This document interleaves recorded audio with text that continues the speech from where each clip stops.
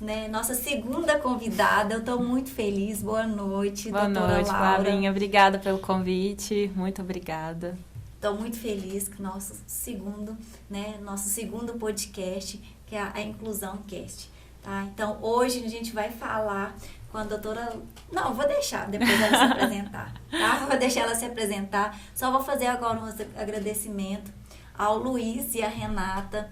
O Luiz lá da HM Laticínio, que é a distribuidora, e Atacado da Hebron, aqui em Patos, que mandou essa delícia. Inclusive, Laura, é pra você. Obrigada. E pra mim. E pro pessoal da produção aqui, pra minha equipe toda. Fique à vontade. Tá bom. Pode deixar. mandar também, tá? Pode deixar. Então, assim, muito obrigada por ter aceitado o convite Obrigada também. a você tá? pelo convite.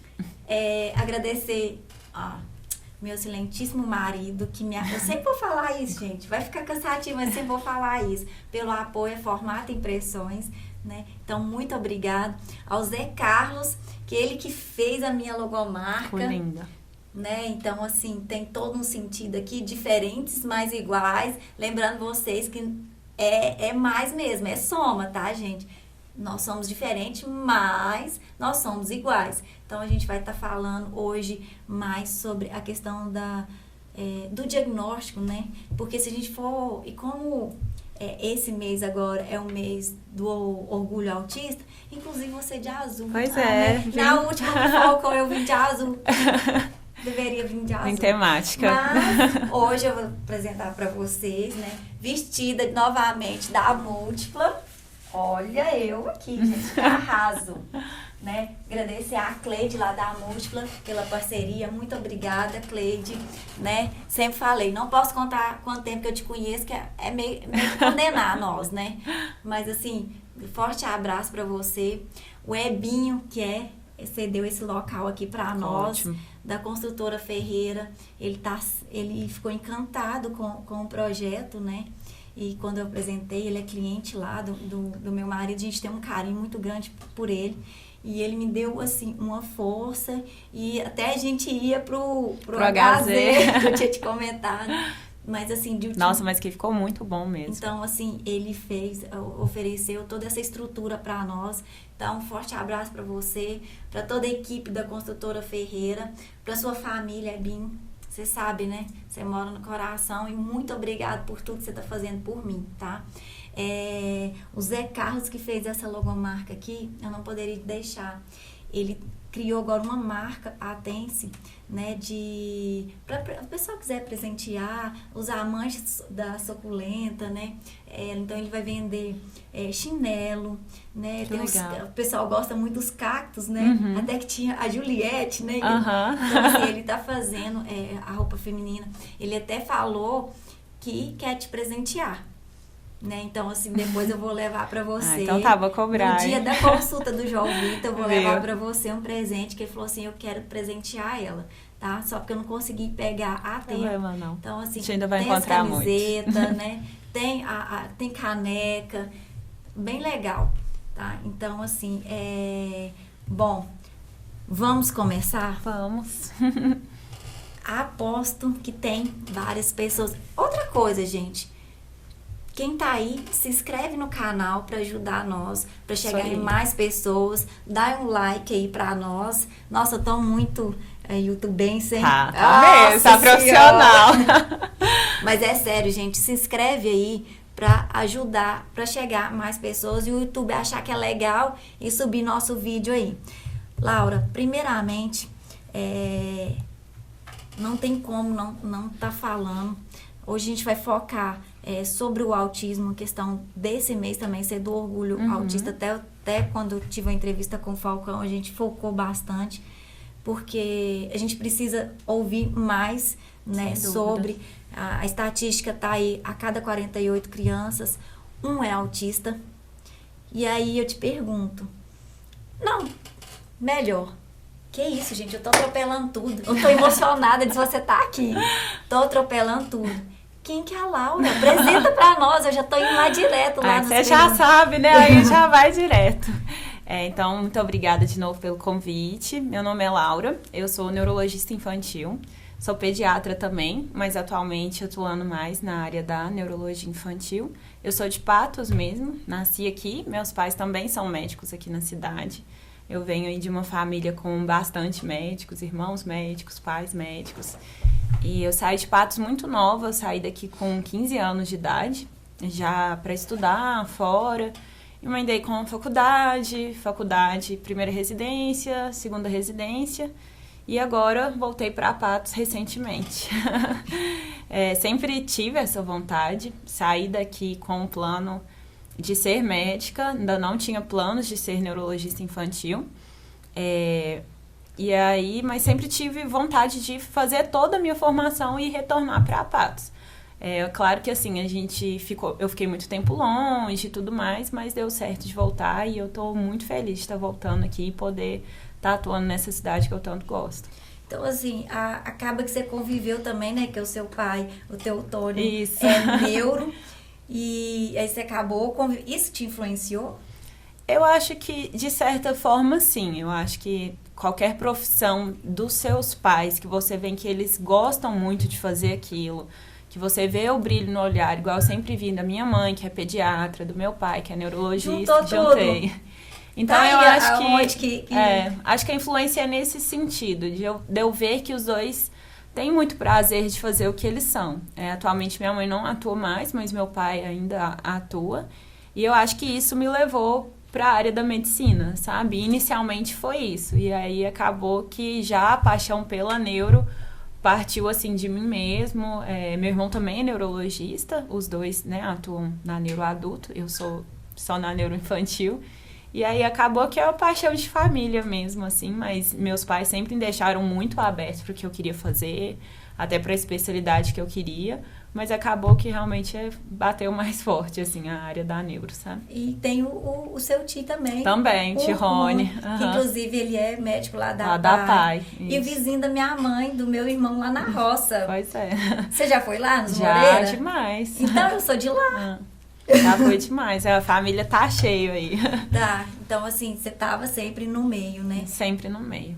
E a gente tem um grupo de apoio, né, de troca de experiência. Nosso grupo, cada dia, como eu falei, a estatística tá aí. Exatamente. Né? O autismo não bate na porta, ele tá entrando.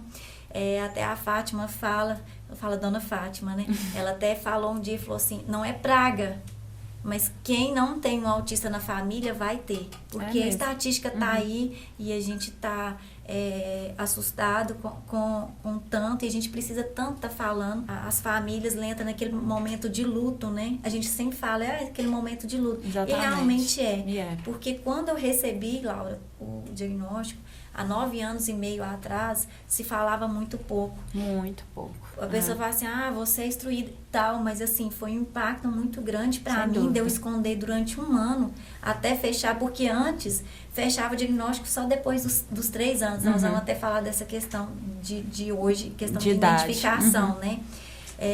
Mas voltando aqui, tá tendo muito autista agora, ou porque tá tendo mais profissionais capacitados e tá conseguindo identificar mais? Eu acho que nem é só a questão dos profissionais. Eu acho que a porcentagem tá aí. Igual você falou, a gente tem estudos demonstrando que houve um aumento, mas não é nem só a questão de que hoje existem mais profissionais habilitados para isso. A questão é que se falado mais disso. Então, é um assunto atual. É um assunto que está sendo estudado mais, que está sendo divulgado mais. Então, as pessoas estão tomando mais conhecimento do que é o autismo, não só os profissionais, mas as mães, as famílias. E aí elas conseguem observar os sinais de alerta, uma mãe, um tio, fala, olha, tem isso, uma professora, as escolas estão se atualizando mais sobre o assunto. E aí acaba que com isso a busca aumenta. E hoje, como a gente tem profissionais mais capacitados para isso, e além disso, o diagnóstico é mais bem estudado e mais bem estabelecido no dia de hoje, coisa que antigamente não era. Então, antes era estudado menos, a gente tinha menos profissionais, a gente tinha uma dificuldade mais, uma maior dificuldade mesmo em fechar o diagnóstico, em ter critérios bem estabelecidos. Então, isso tudo hoje evoluiu. a gente tem esses profissionais, a gente tem os critérios estabelecidos, as famílias estão tendo mais contato, tem se falado mais, e com isso aumenta a questão dessa porcentagem. Então, não acho que é a questão de que está tendo igual, eles falam assim, pandemia de autismo, nada disso. Eu acho que é só a questão de que o diagnóstico está sendo mais bem feito, porque a gente tem mais famílias buscando profissionais que conseguem dar o diagnóstico bem dado. Falando aí no gancho aí, pandemia. Houve uma estimulação, pouca estimulação das crianças durante 2 anos, só dentro de casa, na frente do celular, na frente da TV. E aí há um atraso aí. Tá aparecendo vários casos no seu consultório. Muito. E aí, essa dúvida se é autista, se é autista ou não, né? Isso tá sendo muito comum mesmo. Acho que a pandemia, ela atrapalhou a vida de todo mundo, mas em especial das crianças, sabe? Então, é comum, sim, os pais chegarem já no consultório com essa questão de, às vezes, um atraso na fala, ou uma questão até de socialização. Tiveram famílias que ficaram 2 anos muito reclusas. Então, a criança não teve contato com outras crianças, a criança não foi para a escola. E aí, agora que as coisas começaram a voltar, começam a aparecer os problemas. Então, assim, eu acho que se a família notou que tem algo acontecendo, algum atraso, alguma dificuldade, o correto é, obviamente, sempre procurar um profissional. Mas é sempre importante a gente orientar essas famílias que atraso de desenvolvimento, atraso de fala, um atraso motor, um atraso de socialização, não é igual ao diagnóstico de autismo, né? O autismo, ele não é só isso, a gente precisa de mais coisa. Mas o acompanhamento, ele deve ser feito e redirecionado para o profissional, por exemplo, um atraso de fala. Vamos acompanhar com a fono, vai continuar aqui, geralmente, sabe? A pessoa procura mais um neuro quando vê a questão da fala, Da né? fala. Do atraso, não é? É o mais comum. Porque sempre quando alguém fala assim, eu tô suspeita, que me procura, é na fala. E aí foi isso que eu notei. Eu falei assim, nossa, o pessoal preocupa só, às vezes nem é com a comunicação, né? A fala incomoda, parece, né? A criança não falar. Então, né, igual você falou, não é comunicação. Às vezes a criança está se comunicando de várias formas, tem o que a gente chama da linguagem não verbal, mas a família preocupa com a questão da fala. Outra coisa também, Laura, quando a pessoa chega na sua primeira consulta com uma suspeita aí de autismo, né? Como que é feita essa consulta, né? Porque assim, quando é um nível 2, 3, é fácil de identificação. A questão do nível 1, porque nenhum autista é igual ao outro. Sim, o próprio nome já diz, né? Transtorno do espectro autista. Então, a gente está dentro de um espectro. Cada criança vai ser de um jeito. Claro que a gente vai ter coisas parecidas, né? São sempre feitas perguntas direcionadas para o mais comum do transtorno. Mas nenhuma criança, nenhuma é igual a outra. É incrível isso, sabe? Como realmente não tem. Então, assim, eu sempre falo para as mães que hoje o autismo, ele não é dividido em leve, moderado e grave. Ele é dividido em nível 1, nível 2 e nível 3. E assim, eu nem gosto muito de ficar falando nível na consulta, porque parece que nível 1 é nível leve. E aí, nível leve, a criança tem menos autismo. E não é isso. O nível 1 não quer dizer que a criança é menos autista do que uma criança que é nível 3. A criança entrou dentro do espectro, a criança entrou dentro do espectro, ponto final. E um nível 3, a gente quer que vire um 2, que depois vire 1, e um que bom, a gente vai trabalhar ele vai melhorar cada vez mais. E não vai deixar de ser autista. E não vai deixar, exatamente. Então, a mãe perguntou, assim, eu até oriento que nível que eu acho que está e tudo mais, mas não é uma coisa até que eu não gosto muito de ficar falando para não estabelecer algo assim, meu filho é nível 3, ou meu filho é nível 1, então é leve. Não, a gente tem que trabalhar as dificuldades de cada criança. Isso então, mesmo. Assim, independência, qualidade de vida, cognitivo, aprender cada dia mais. Eu falo que a curva da criança, ela nunca pode ser parada. Então, cada consulta eu tenho que ver essa criança subindo a curva dela. Pode ser mais lento do que as outras crianças, mas o aprendizado tem que evoluir. Então, na primeira consulta, eu falo que varia muito, porque, igual você falou, às vezes a criança já chega com aquilo tudo ali pra mim. veio de outro médico ou fez um diagnóstico tardio, esperou muito, então já chega com várias alterações. E é sim possível, em uma primeira consulta, você fechar o diagnóstico. Não é o mais comum, mas é possível.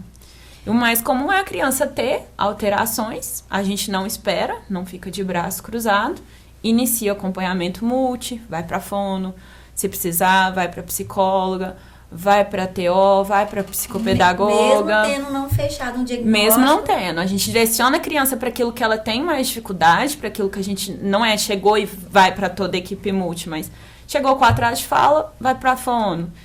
E aí a gente vai retornando de 2 em 2 meses, 3 em 3 meses. Eu gosto de sempre me deixar muito aberta para as mães, para a equipe multi. É muito importante ter esse contato direcionado, sabe? A equipe multi ter o contato com a neuro ter contato com a equipe multi, que tem com a família, que tem com a escola. A escola sempre peça relatório da escola. E aí a gente vai fechando mesmo aquele quebra-cabeça ali da criança, no momento que a gente fala não é, ou sim, entrou dentro do espectro. E aí até porque uma vez dentro do espectro, tá lá. Dei o diagnóstico, por isso que às vezes a gente precisa ter certeza. Chegou uma criança com um diagnóstico de autismo fechado, de outro profissional. E aí você fica numa dúvida ali. O que você faz? Qual que é o seu posicionamento? Eu gosto sempre que quando a criança chega pra mim, primeira consulta, mesmo vindo de outro profissional, eu atendo ela como se fosse a primeira vez que ela estivesse indo num neurologista infantil. Tá. Então eu escuto todas as queixas, quero saber toda a história e começo do zero. Não é nem, eu falo sempre para as mães, não é nem questionar o outro profissional, é porque eu estou vendo a criança ali hoje. Então eu quero saber da criança ali agora, como ela está, como ela evoluiu. E aí sim, depois de toda essa conversa, a gente avalia o que essa criança já passou, a gente olha os relatórios se a mãe trouxe algum, e aí a gente avalia a questão do diagnóstico mesmo.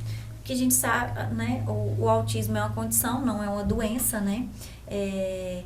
E aí entra as comorbidades. Sim. Que, igual, são por exemplo, frequentes. Que geralmente o autista não é só autista, Sim. ele não só tem a condição, ele vem já, né, junto. Igual meu filho, ele tem TDAH. É muito comum. É muito comum.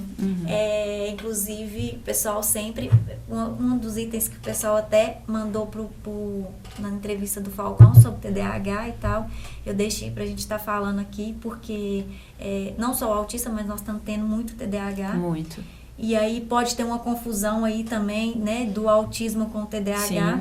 A gente vai falar sobre essa questão. Mas tá, quais são os... Porque assim, vocês vão lá e pedem os exames. Exames não é para descartar outras doenças e para até chegar no autismo, que o autismo é a condição. Assim, eu falo sempre para as mães que o nosso sonho é que a gente tivesse um exame, assim, sei lá, um exame de sangue, um exame de imagem, que a gente fosse lá e solicitasse possibilidade de autismo. Né? E aí viesse para mim, olha, colheu sangue, autismo positivo. Mas não é assim que funciona. O diagnóstico, ele é clínico, ele se baseia em avaliações, avaliação da equipe multi, avaliação de questão de neuropsicológico, vai para a fono, a questão da escola, do que as mães falam pra gente. Então, por isso mesmo que às vezes a gente demora mais de uma consulta. Porque a gente não tem um exame assim, é esse exame. É comportamental, né? Então às vezes realmente demora. E eu sempre oriento os pais assim, que essa demora, eles às vezes gera uma certa ansiedade, quer saber logo se é ou se não é. Mas é um diagnóstico totalmente clínico, de observação, de perguntar, de acompanhar essa criança. Então, assim, por mais que a minha consulta demore 1 hora, 1 hora e meia, é 1 hora, 1 hora e meia da vida daquela criança, é muito pouco ainda. Não, e outra coisa também que eu achei super importante, você falou, porque o relatório da escola, do muito professor, importante. Porque quem convive mais... Exatamente. Tem crianças que convivem mais na escola com o professor do que com a própria família, porque a família vê à noite, aí já vai dormir, né? Então, assim, final de semana. Então, assim, no mínimo são 4 horas, né? Fora a questão da creche, né? Que tem a creche, mas até o autismo tem essa limitação de ficar também com meio período também. Então, assim, são 4 horas ali. Então, assim, a professora, a escola é essencial. Essencial. Eu falo que é assim, médico, equipe multi, família e escola. A gente tem que andar em conjunto, sabe? A gente quer a mesma coisa, relatório sabe? da escola. Então a gente quer a mesma coisa. Eu marco até reunião na escola. Amanhã mesmo eu vou no Marista. Eu vou lá e converso com as professoras. Isso é muito importante, sabe? Eu estar aberta àquilo. Porque a gente quer a mesma coisa. Eu quero que toda criança que está dentro, nem toda criança dentro do espectro, toda criança, todo paciente, chegue com uma melhora no consultório. E aí eu tenho que estar disposta a fazer tudo aquilo realmente que tá nas minhas mãos, sabe? Então, assim, o apoio à escola, à fono, à TO, isso tudo é uma psicóloga que ajuda demais a gente. Agora, o medicamento, a gente tem que pesar a mão. Tem criança que precisa? Tem criança que precisa. Tem muito paciente meu dentro do espectro que precisa do medicamento. Se vai ser esse medicamento, vai usar por 1 mês, 2 meses, 3 meses, 1 ano, aí a gente vai acompanhando. E o TDAH também, assim, a maioria das crianças com TDAH chegam numa fase que podem sim necessitar de algum medicamento, né? Mas também a gente atua com as crianças na área da psicologia, a gente atua com terapia cognitiva comportamental, a gente atua na escola, orientações, colocar na primeira carteira, fazer alterações na hora da prova, fazer provas em lugares mais silenciosos, que a criança não perca muito foco. Então, o medicamento, ele é uma ajuda, sim, mas ele não é tudo. Só para dar uma centralizada nele ali, para ele não dispersar tanto. Exatamente. Né? Porque ao mesmo tempo que ele tá aqui, ele já quer aqui, ele já vai mudando. Exatamente. E o TDAH, é muito importante falar também que o TDAH é transtornos de déficit de atenção e ou hiperatividade. Então, algumas pessoas acham que para a criança ter o TDAH, ela tem que necessariamente ser hiperativa ou ser desatenta. E não é verdade. A gente tem o TDAH desatento, a gente tem o TDAH hiperativo e a gente tem o TDAH misto, que é a criança desatenta e hiperativa. Então, a gente tem esses 3 tipos e é sempre importante avaliar, porque é muito diferente. Às vezes você tem uma criança que está dentro só do TDAH desatento e é 0 hiperativa ou muito pouco. E aí você fala, não, mas isso não é TDAH, porque ela é quietinha. Como que é TDAH? Ela fica quietinha. E pode ser. Então, isso é muito importante, que acaba que o nome, assim, né, transtorno de déficit de atenção e hiperatividade, eu sempre falo para as mães, ou hiperatividade, porque não tem que ter. Esse aí, até porque o João Vitor, ele tem os 2.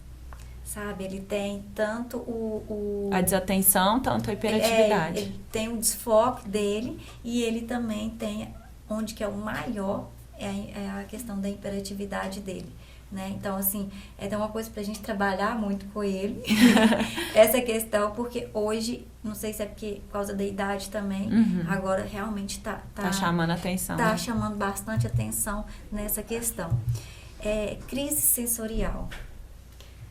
Por exemplo, a professora, né, ou a criança que chega num ambiente, porque a gente tem a criança que tem a sensibilidade, tem criança que não tem, tem outras que tem muita sensibilidade, outros têm sensibilidade, por exemplo, com foguete, que eles entram em crise. Exatamente. Cores, até iluminação, questão da sala também faz toda a diferença de iluminação. Isso aí eu não sabia, porque não incomoda, mas é a questão... Todos os dias a gente está aprendendo algo diferente. Todos os dias, eu também. Eu aprendo muito com meus pacientes mesmo, a questão sabe? da sala também, né? Se for muito colorida demais, é que pode deixar a criança em crise sensorial. E por isso que é importante a gente ter essa comunicação com a sala, com a mãe. Porque a gente tem que levar em consideração isso. É igual você falou, a professora tá ali todo dia. Ela tá vendo que tá incomodando a criança. Muitas vezes é ela que vai ver o que tá levando às crises sensoriais da criança. Pra gente poder atuar naquilo, sabe?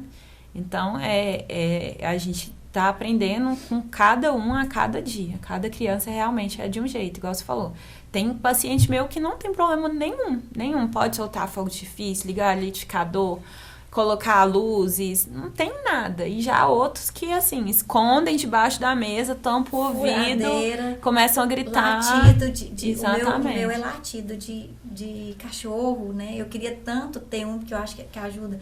E ele gosta, só que Só que na hora ele de já latir, vê, ele já tampa o ele ouvidinho, já né? leva que a questão do autismo, né? A gente ele sempre faz a mesma essa mesma Em relação aos fogos, eu acho que começou ano passado, né? A não poder aqui em Patos. Isso. E acho que foi uma grande vitória. Nossa, eu fiquei tão feliz, não só por causa das crianças dentro do espectro, né? As pessoas que estão dentro do hospital, os idosos, as outras crianças, cachorros. Os meus cachorros morrem de medo. Então, acho que, nossa, é uma coisa aí para se batalhar em todos os lugares. E uma polêmica muito grande, né? De contras também aí, até que foi nessas votações deles lá, não entendo bem direito, mas foi na segunda ou na terceira. Deu certo. Que mantenha, né?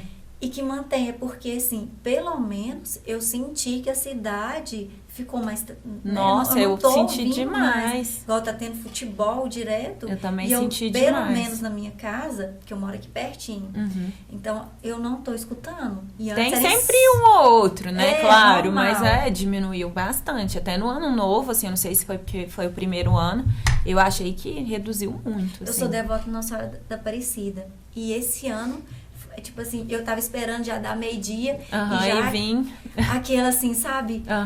Hoje é dia de sofrer. E acabou que não foi, soltaram, mas não foi uma coisa assim, extensiva. Então, assim, foi muito bacana, né? E espero que o pessoal continue respeitando, porque faz diferença. Faz diferença e sofre bastante, as famílias sofrem bastante. Seletividade, tanta seletividade, tem vários autistas também que tem o intestino inflamado, intolerância também, né? Então, assim, o meu, por exemplo, também, né? Ele é celíaco também. Então, assim, há essa dificuldade, ele come de tudo, né? Eu até falo assim, nossa senhora, ainda bem, como de tudo, tem hora que eu tenho, né? E por causa da ansiedade, tá querendo comer o tempo inteiro, então assim, tem que tá segurando um pouco, né? Mas há muitos casos dessa seletividade e é muito complicado, né? Muito complicado, tem crianças que são extremamente seletivas. Tem crianças que são seletivas, às vezes com a textura, gostam, né, da comida mais seca ou mais molhada, ou não comem alguma coisa específica, alguma cor, ou alguma comida específica. Não gosto de comer carne, aí, mas come todo o resto. Come o ovo, come o arroz, come o feijão. Mas tem crianças extremamente seletivas. Eu tenho um paciente que ele só come a cor branca. Então, ele só come, assim, o branco do ovo, o arroz, batata. E a mãe, assim, colocou qualquer cor no prato, não come. E aí, a gente batalha, assim, estamos na luta mesmo, sabe? Vai pra Nutri, às vezes precisa de um acompanhamento com a gastro. E preciso muito sempre do acompanhamento com o pediatra. É muito importante também. Nossa, pediatra. Inclusive, eu vou até... não sei como que a gente vai esquematizar os próximos episódios, assim, porque é muita coisa para se falar quando fala em inclusão, né?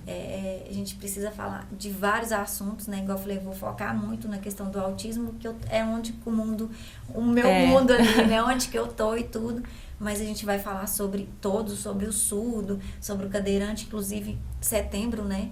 Mês da deficiência, e dia 26 de outubro, Adriana, dia 26 de outubro, que é dia do... setembro,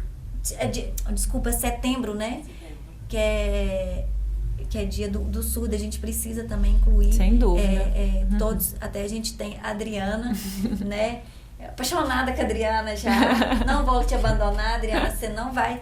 Não vou deixar, você vai ter que continuar comigo aqui, porque a gente precisa, eu acho super importante. Nossa, importantíssimo, maravilhoso essa inclusão.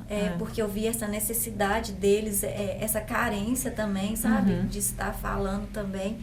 E outra coisa muito importante, a gente tem que se colocar no lugar do outro, né? Sem dúvida. Tem Tá cada de... um lutando a sua batalha, né? Acho incrível quando também, a gente pensa né? isso. A gente precisa se unir, porque até questão, né?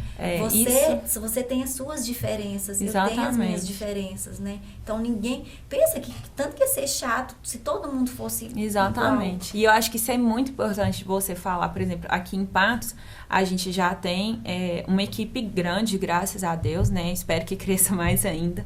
Mas é muito importante, igual eu te falei, que todo mundo quer a mesma coisa. Todo mundo quer o melhor para as crianças, sabe? Que elas melhorem. Então, eu não vejo problema de ligar para a equipe multi, da equipe multi me ligar. Teve uma mãe que uma vez falou, doutora, eu já fui em outro médico, tem problema? Claro que não, sabe? Não tem problema, a gente quer a mesma coisa. Então, não vejo problema nisso. A gente quer a inclusão, a gente quer que todo mundo trabalhe junto para o bem dessas crianças, sabe? E outra coisa também, que até a questão do bebê. Tem crianças, igual nível 2, 3, né? Consegue identificar dentro de bebê. Porque hoje, pensando, porque antes não tinha conhecimento, eu nem sabia o que era autismo. Na escola, quando falava autismo, a gente ficava, aquela pessoa é autista. Era mais, assim, uma zoação do que realmente um diagnóstico, isso aí, né? quando, com 1 ano e meio, meu filho recebeu um pré-diagnóstico de autismo para acompanhar, que ia fechar só com 3 anos, o mundo se abriu para mim, né? Eu sofri aí durante 1 ano e escondendo das pessoas, as pessoas viam que tinha algo diferente. Alguma coisa acontecendo. E mas... lá atrás, bebezinho, Você já notava. Hoje, sempre quando assim, eu ia no pediatra, e ele falava assim, não, é porque na época ele era gordinho, hoje ele é magrinho, mas assim, era gordinho, é porque ele não tá andando, é porque cada criança tem seu tempo. Eu falo que eu tenho alergia dessa frase, eu passo até mal, sabe? Eu passo mal, e eu acabei não desistindo, porque eu tava vendo que algo não tava certo, ele já com 1 ano e meio, como assim não sentar, né, não ter nenhum estímulos de fala, nem nada, né? Essa frase, ela é certa se ela tiver uma vírgula, né? Se ela continuar, sempre falo isso para as mães. Porque tem um marco, né, de desenvolvimento. Exatamente. A criança, cada criança tem seu tempo, vírgula, mas a gente tem uma data para aquela criança alcançar, tá um marco. Não alcançou. Por isso tem a caderneta também, exatamente. Né? Gráfico, e a caderneta é maravilhosa, eu sempre falo para as mães, sabe? Leem as cadernetas, elas têm muita informação. É onde que eu falava assim, bom, se tá aqui é porque tem. Aí eu ia no outro. Aí sempre falava e tal. Exatamente. E aí foi até onde que eu cheguei até o neuro, né? Que foi o Dr. Lucas. E aí, com 1 ano e meio, ele deu um pré-diagnóstico. Né, de autismo e acompanhar. E aí, na época, era tão rápido, foi encaminhado para a PAI. Na outra semana já chamou, ele já passou para avaliação e com 1 ano e meio ele começou a estimular ele. Né? E a gente sabe o tanto que essa estimulação isso, muda, com né? 2 anos e meio, o Dr. Rony, seu tio, lá na PAI mesmo, ele já fechou o diagnóstico dele, na época moderado, né? Porque não tinha dúvida mais dessa questão. Até porque não vai esperar 3 anos, até questão do apoio na escola. Exatamente. Que tava com toda a dificuldade, que não ficava, né? Hoje a gente não espera mais, a gente, às vezes, quando a criança é muito, muito pequenininha, bebezinho, a gente já pode ver algumas coisas, às vezes bem difícil de fechar, né, o diagnóstico quando é muito pequeno, mas sim, a gente já pode ver algumas coisas. E a mãe tem que procurar essa orientação para exatamente começar essa orientação, essa estimulação o mais precoce possível, porque isso pode mudar aí a qualidade de vida dessas crianças. Que é o mais importante, você até comentou, né? Se fizer uma intervenção adequada, um nível 3 a 2, que é questão de suporte, né? Não é questão que vai deixar, por exemplo, de ser autista, isso não. E nível 1 aí ter uma condição de vida, né? Nós temos médico, eu sigo o Dr. Leonardo, ele é gastro, endócrino, lá de BH, e ele tem diagnóstico. Tem o diagnóstico, ele fala abertamente tudo. Eu sigo ele é muito franco, né? Então, eles têm aqueles, né? O que eu tenho de falar, ele vai falar. Então, assim, foi até uma indicação de uns conhecidos meus, né? Do Márcio e da esposa dele. falou assim, nossa, Flavinha, segue ele, que ele é fala meu médico, bastante. né? Ele fala bastante, e eu comecei a seguir ele, e eu falei, a gente fica impressionado, né, com a questão da Sem fala, dúvida, né? sem dúvida.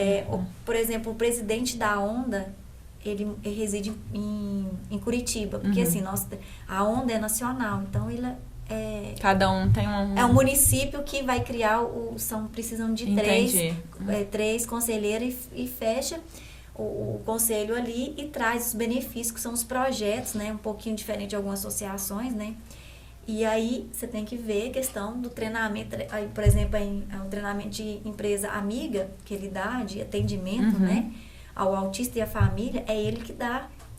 E aí você fala assim, não, ele não é autista, mas ele fala assim, pra mim tá aqui e pra mim tá falando... É difícil.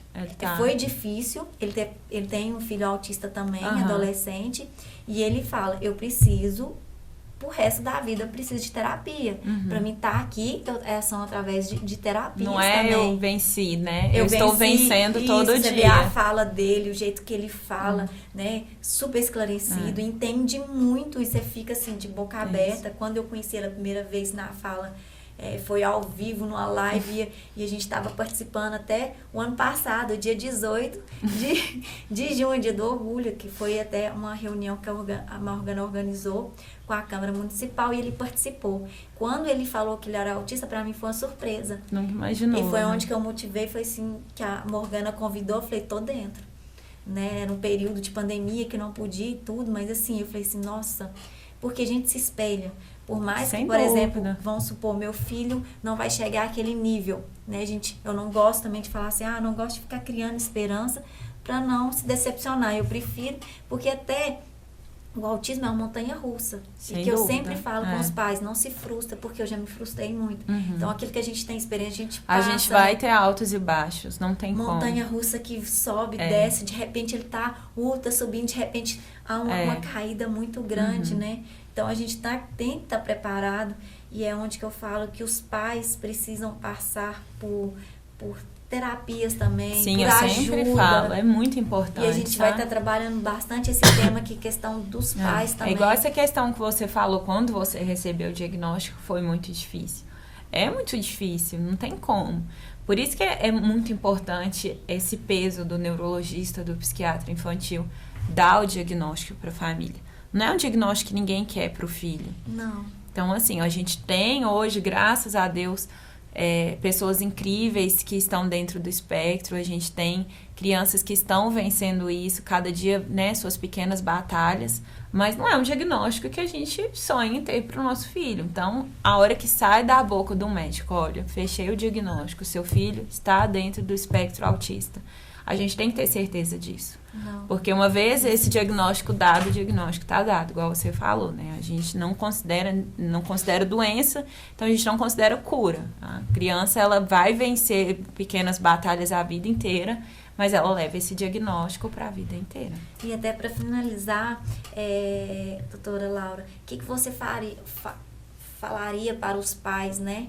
Que às vezes está em dúvida aí, o que eles devem observar realmente a criança, quais são os pontos ali, a criança para procurar um neuro e não esperar, até assim, vou procurar um neuro mesmo para tirar as dúvidas se é ou não, para fazer um acompanhamento, porque a gente sabe que um diagnóstico precoce aí... Pode mudar muita coisa. Pode mudar bastante coisa, né? Que é ali onde que os 1000 dias da criança é os mais importantes da nossa vida. Eu até estava lendo sobre isso, né? Que é ali onde que ela vai esquecer algumas coisas que vão ficar mais marcantes também, né? Que é o desenvolvimento. Então, o que você falaria para esses pais aí, pra gente finalizar? Quando deve se procurar um neuropediatra? E lembrando também, gente, que a doutora Laura agora ela está atendendo pela Unimed, né? Tem mais algum plano? Não, por enquanto Unimed, eu atendo no Hospital Vera Cruz e atendo no Hospital Imaculado. E a agenda lotada, né? Porque para mim conseguir um horário tal, graças a Deus. Mas é porque eu demoro 1h30 cada paciente. Então, assim, as secretárias morrem de rir de mim, que eu marco 4 pacientes de manhã e 5, 6 à tarde.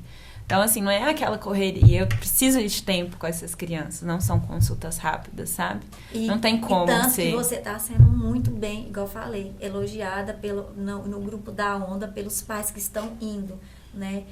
Até foi um susto quando agora só tem a Laura que vai atender a Unimed, né? Então houve assim, né? E agora e tal, todo um processo. Então o pessoal tá elogiando bastante. E é pouco, a demanda é grande, igual você falou. Não só a demanda dentro do espectro, a demanda dentro da Unimed, imagino que dentro dos outros planos é grande. E hoje a gente tá falando assim, TDAH específico. Exatamente. E questão neuro do autismo. é grande, né? A gente trata muita coisa. Então, a demanda é muito grande. E como eu não consigo atender em meia hora, 40 minutos é muito difícil. Às vezes um retorno, talvez. Mas demora mesmo. É 1 hora e meia. Já tive consultas de 2 horas. Então, eu prefiro, às vezes, marcar de 1 hora, do que deixar essa criança, que a gente sabe também que, dependendo da criança, é difícil a espera lá fora. É difícil para a mãe, é difícil para a criança ficar ali na sala de espera. Então, não dá para eu ficar marcando, sabe? Eu prefiro demorar mais um pouco, às vezes, se for mais rápido, eu mesma espero o próximo paciente, do que ficar naquele bolo ali de paciente e não conseguir atender bem eles, porque eles merecem. Não, que ótimo, tal. E a questão dos sinais, né? Dos sinais. Então, eu acho que desde pequeno a gente pode observar alguns sinais, né? A criança muito pequenininha, por exemplo, quando ela tá mamando no peito, é muito importante o contato com a mãe, que ela olhe no olho da mãe, à medida que ela vai crescendo, os marcos do desenvolvimento. Então, essa questão de não esperar, cada criança não tem seu tempo, a gente tem um tempo limite para as crianças terem esses marcos. Qualquer atraso nesses marcos, seja fala, motricidade, qualquer coisa, é importante o acompanhamento com o neuro. Não é igual a espectro autista, mas é igual procurar um neuro, nem que seja para a gente descartar. Então, a criança, é muito comum quando ela está aprendendo a andar, por exemplo, dentro do espectro, às vezes andar na ponta do pé. A criança é comum sim o atraso da linguagem, e não só a linguagem verbal, a linguagem não verbal, bater palma, o apontar, buscar mesmo as coisas, a questão do mandar beijo, dar tchau, a questão da funcionalidade, brincar com os carrinhos, com a função do carrinho, buscar a boneca, brincar do faz de conta. Isso tudo é importante a gente observar na criança, sabe? A criança, às vezes, dentro do espectro, ela tem essa questão do contato visual, da baixa socialização. Então, às vezes, quando começa a ir para a escolinha, sempre perguntar, tá tudo bem, tá brincando com as outras crianças, tá interagindo.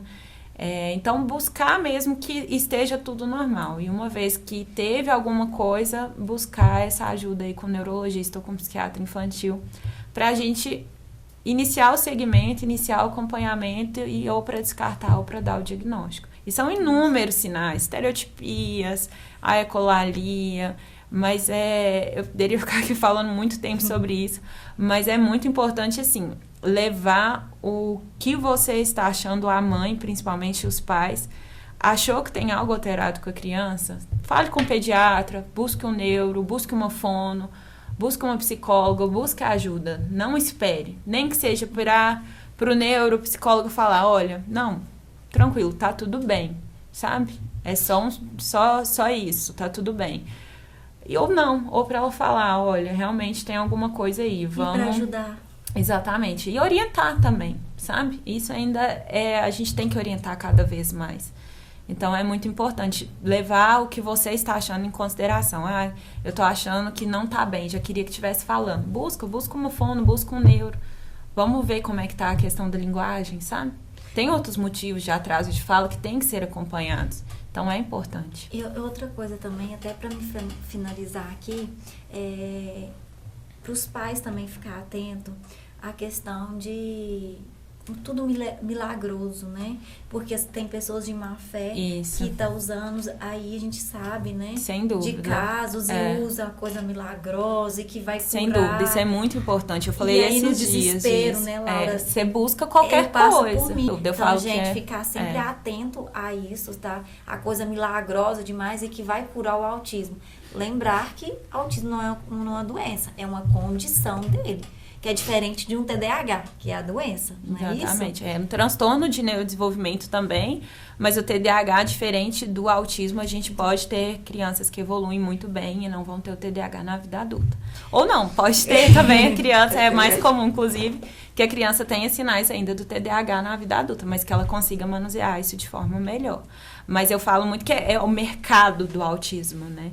Se você digitar no Google hoje, cura do autismo, medicamento para autismo, dieta para autismo, isso causa autismo, não sei o que, você vai encontrar coisas absurdas. Então, eu sempre falo para as mães, assim, não faça sem perguntar ao médico, sabe? Que você pode estar fazendo algo que vai até prejudicar em vez de ajudar. Não, beleza.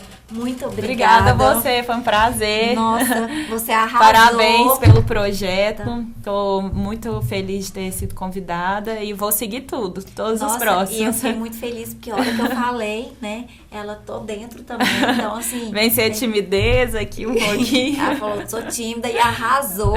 Tá de parabéns. Muito obrigada. Que Deus abençoe. Amém, essa nossa. profissão linda que veio pra ajudar, né? Exatamente. Tantas famílias. Espero aí muito que poder ajudar. Tá em desespero, que tá, né? Até para uma forma de acalmar também.